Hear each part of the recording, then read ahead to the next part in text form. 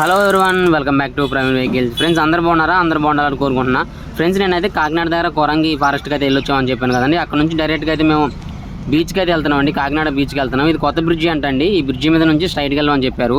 మేము already map పెట్టుకున్నాం, కాకపోతే మ్యాప్ మమ్మల్ని రాంగ్ తీసుకెళ్ళింది ఒకసారి.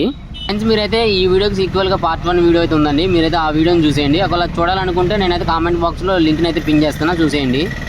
బోర్డులు ఉన్నాయి, మన ఊరు తిన్నారులో బొమ్మలు ఉన్నట్టు ఉన్నాయి. ఫ్రెండ్స్ మేమైతే బీచ్ లొకేషన్కి వచ్చాము. నేనైతే సెకండ్ టైం రావటం, ఒక 5 years బ్యాక్ వచ్చాను, మళ్ళీ ఇది సెకండ్ టైం రావటం.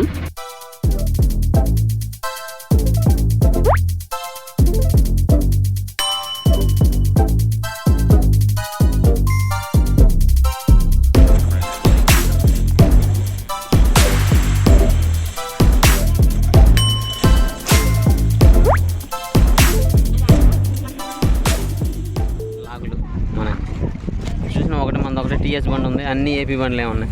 ఇది మరి కర్ణాటక రిజిస్ట్రేషన్ ఉంది. Okay, let start. ఇప్పుడు బీచ్కి అయితే వెళ్ళిపోతున్నాం, కూడా ఎంజాయ్ చేయాలి కదా, అందుకనే బట్టలు తెచ్చుకుంటాం. అన్నా షర్టు ప్యాంటు టవల్ ముందు చేస్తారు. ఇది కాకుండా సప్పు నీళ్ళతో తాను చేస్తారు కదన్నా, అవి లేవాడా? వా పేరుపాలెంలో అయితే మళ్ళీ వేరే సప్పు నీళ్ళతో తాను చేయడానికి అవి ఉండయి.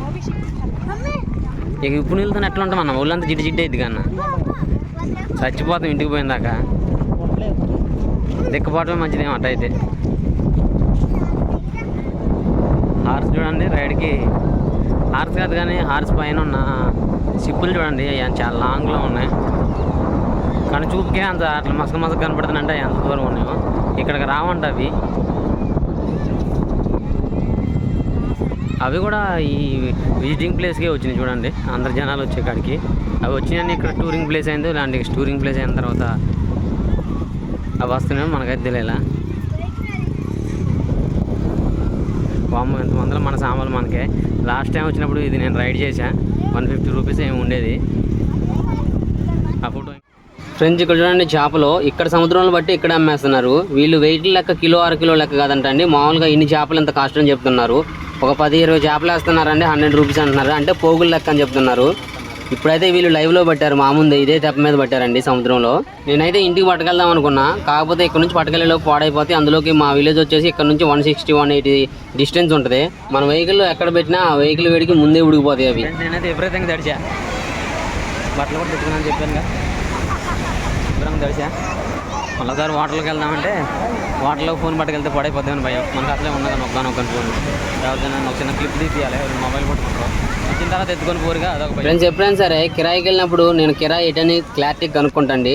ఎలాంటి టూరింగ్ ప్లేస్ అంటే నేను ముందే ప్రిపేర్ చేస్తాను, ఎందుకంటే మళ్ళీ మనం వెళ్ళలేము కాబట్టి వెళ్ళినప్పుడే ఒకసారి అక్కడ మనం కూడా దాన్ని ఆస్వాదించాలని చెప్పేసి నేను ముందే ప్రిపేర్ చేస్తాను.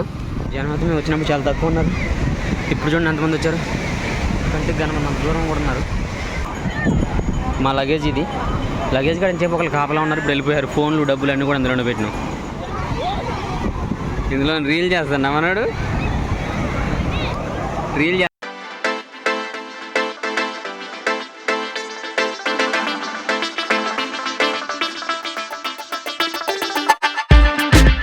తీసేసిండు, సూపర్గా వేసిండు. ఎంతమందిలో ఫోన్ పట్టుకొని మాట్లాడాలంటే నాకే కుదరగా వాయిస్ ఓవర్ చేస్తున్నా, అలాంటిది మనోడు రీల్ చేసినట్టు గ్రేటే.